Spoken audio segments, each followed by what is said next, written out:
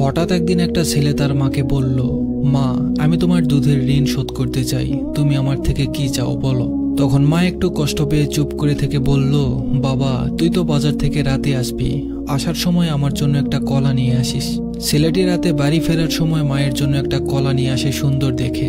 তখন মাকে সেই কলাটি দিয়ে বলে, নাও মা, এই যে তোমার কলা।